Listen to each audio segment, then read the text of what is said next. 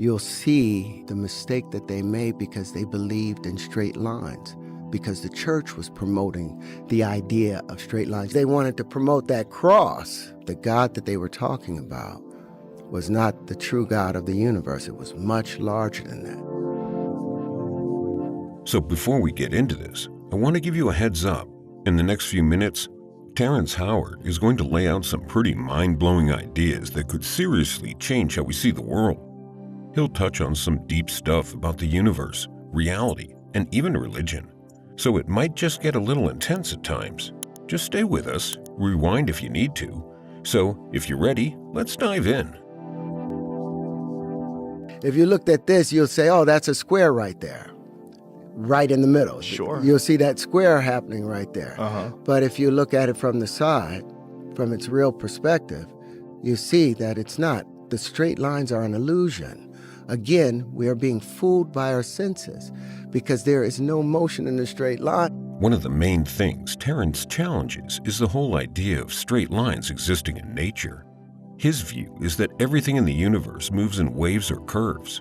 Every action causes an equal and opposite reaction, and the more force or resistance, the more curvature you get. It's all about balance and cycles, which he thinks Einstein's theory of relativity kind of missed the mark on, especially when it comes to gravity. Terrance argues that gravity is caused by electric forces. In fact, electricity spins inward towards the center, and when that happens, new electric waves come in and push the existing ones outward, which creates these swirling vortex patterns. Electricity is always seeking a higher pressure condition. It spins northeast, is trying to get to the center of an area, the center of a cone. But the next electric wave is coming, so it gets pushed out, and as it's pushed out, it gets to the vortices. Now, instead of it spinning northeasternly, centripetally, it's forced to spin centrifugally, and it spins southwesternly. So these vortices force the waves to spin outwards in an expanding, decaying spiral until they turn into magnetic waves that intersect at 120-degree angles. At that point, the magnetic waves convert back into the electric field and cycle back to their source, like a star. It's kind of like how we get wider at the waist as we age from the electric forces compressing inwards, while magnetism makes us expand outwards at the hips and legs. Terrance also sees electrons as devitalized electricity discharged from the sun and earth.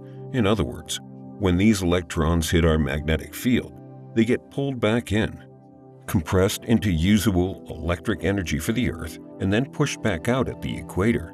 That's why the equator is about 5 miles wider than the poles. Einstein left that out of his equation because he coupled electricity and magnetism together and didn't realize that electricity was the equal and opposite of magnetism. He compares breathing to a contracting electrical process and breathing out to a magnetic radiating process. According to Terrance, the word magnet is often misunderstood too. He says it's not just about attraction, but magnifying and making things larger through radiation, like how a breath expands outwards. If you look at Giordano Bruno's work, it looks a lot like my stuff, but he still had straight lines, and I think he put those straight lines in there to appease the church. They hung him upside down in 1600, the Catholic Church, and set him on fire because he refused to recant that the God that they were talking about was not the true God of the universe. It was much larger than that. In the past, Terrance explains, people thought the world was flat because that's what the church taught and promoted back then, based on geometry and the Pythagorean theorem about squares and triangles. This belief in straight lines and simple shapes from the church extended to how they viewed the entire world and nature itself. Terrance is amazed they didn't look closer at something as basic as a flower to see the mind-blowing complexity going on. For one, the flower of life, which is one of the oldest symbols known to humanity and believed to be associated with the Enki, a figure from Sumerian mythology, is an ancient sacred geometry symbol that captures some fundamental truths about the universe when you dive into the patterns and numbers involved. To quote Terrance as he explains his core discovery, "The fruit from the flower of life and the electric conjugated states that describe the filament-like configurations that occupy the Birkeland current, which are the bonds that hold this and all worlds together. These are the negative spaces that dictate the shape of universal geometry and are completely responsible for all distribution of matter within our universe." Instead of following the natural curvature of these 64 circles overlapping, they averaged the space where they met. And they invented straight line. Here, he's talking about the tetrahedral wave field, like what happens when four equal and opposite bubbles or forces meet in curved space-time. The areas where the bubbles don't come into contact are called the negative spaces, or in-between spaces, and they dictate how everything works based on how many bubbles come together under specific motion and pressure conditions. The highest measurable pressure state is where hydrogen takes on its own geometric form as the first visible element. As this geometry expands and unwinds, it produces all the other elements we can observe. The expansion of this is what magnetism really is, transforming high voltage into lower voltages by spreading out the energy, like radiation. It has 4 contractive poles because electricity is seeking a higher pressure condition and forcing it in, where magnetism is seeking a lower pressure condition and spun out. So the vortices, those tips, that's the magnetic field, that's where they begin. The effects of magnetism, making energy spread out and dissipate, correspond directly to the effects of radiation, evaporating, dissolving, expanding into gases and vapors, creating a pressure gradient in space. It's a repellent force around solid masses that lowers conductivity in that area over time. One is the Huntian wave field, which describes what happens when 8 bubbles come together, leaving spaces in between. This situation happens at the contracting center of matter that's shrinking inwards. It's about how scattered particles get squeezed back into a tighter, more solid form by an inward pulling electrical force. The inward spiral is then met by an outward pushing force, which creates the concave bubble shapes you see in nature's spirals as electrically charged energy gets gathered in tighter.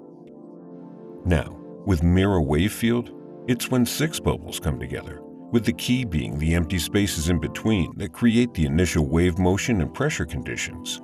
It's about how wave particles behave and blend their patterns when they interact in a group, with each point being the tip of an interconnected vortex unless disturbed.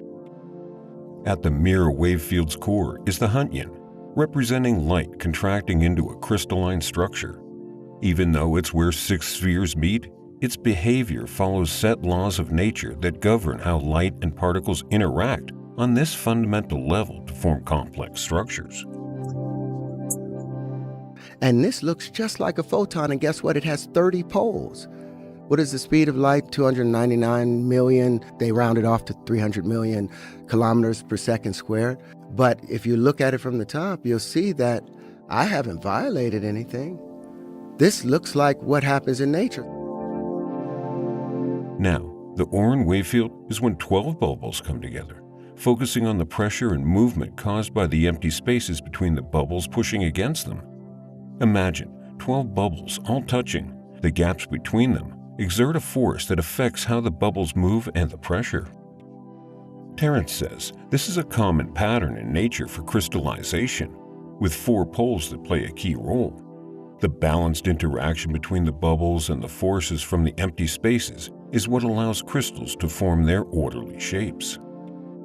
You can actually see the validity of Terrance's work in how wave conjugation can combine different platonic solids like cubes and dodecahedrons into combined supersysmetic forms that individual shapes can't achieve by themselves. However, Terrance issues a warning about modern particle physics concepts like the Higgs boson, quarks, gluons, and criticizes the use of CERN machine to smash particles together. His concern is that these particles may be conscious, living entities that are being harmed at extreme energies. Terrance further believes that everything in the universe is conscious and that people should be careful about how they treat these fundamental particles. His view is that everything in the universe is conscious in some way, even things we perceive as inanimate matter. He states how plants have more genetic info than humans, and how octopuses have copper-based blood, unlike our iron, to prove the biodiversity of consciousness. For example, Terrance explains, a grain of rice has 54,000 genomes, while humans have only 26,000, which suggests that plants have evolved in ways we would never have known. I have a picture showing hemoglobin and chlorophyll. And you're going to notice that the hemoglobin has the same exact combination of carbon and hydrogen that we have. The only difference they have is the center of theirs is magnesium and the center of ours is iron. That's the only difference. The core idea is that consciousness isn't limited to brains or nervous systems as we know them. It questions whether consciousness might arise from fundamental components like metals reacting to environmental pressures. So changing the pressure conditions for an organism changes its physical makeup, but some essence of consciousness remains the same across all life forms. Just because we can't perceive plants screaming doesn't mean they aren't alive and conscious in their own way. Terrance argues we need to respect all life as having consciousness and sentience. He refers to the book called The Secret Life of Plants to prove his point. It gives some mind-blowing examples, which show that plants exhibit living, interactive behaviors. For instance, plants that are siblings from the same parent tend to grow together in a chill, cooperative way. But plants from different parents get way more aggressive and competitive with each other when they're sharing the same space. That right there suggests some form of plant communication happening, as they can sense who their family is and treat them as allies, while seeing others as rivals to compete with for resources. It's not just speculation either, because experiments have straight up proven that trees will actively transfer nutrients to their offspring seedlings. They've seen cases where a mother tree will pass radioactive carbon or nitrogen tracers through its root system directly to its baby seedling trees. That's an actual physical transfer of resources, almost like a tree equivalent of breastfeeding its young. When you see concrete examples like that, it becomes clear that plants are very much alive and display sentient, intelligent behavior. This totally goes against the more common perception that unless something is literally breathing and moving around, it's just an inanimate object without any real life or consciousness to it. That view is heavily influenced by the biblical teachings that often portray the universe as this totally lifeless, dead place unless God decides to magically spark life into specific parts of it through divine interventions. So when people do good deeds in this worldview, it has positive effects fitting with the divine system of consciousness pervading the universe. When bad things happen, it's often still explained away as the inscrutable higher workings of that same system. Terrance believes humanity has largely been heading down the wrong path ever since developments like the Michelson-Morley experiment in 1887 and Einstein's theory of relativity took hold. These led to seeing the universe as random, purposeless, and essentially lifeless matter, giving us a sense of irresponsibility towards the world. This nihilistic view ignores the core similarities between things like hemoglobin and chlorophyll that we could understand using the law of similarities. By understanding one part, we can understand the whole since everything is fundamentally interconnected. And that common factor tying it all together is hydrogen, making up 99% of the observable universe. If we deeply understood the geometry of hydrogen, we could potentially manipulate and unlock huge swaths of the universe itself. But instead of exploring these profound possibilities, Terrance says our current focus remains stuck on just trying to make money, missing out on the bigger picture connections and our species' true potential.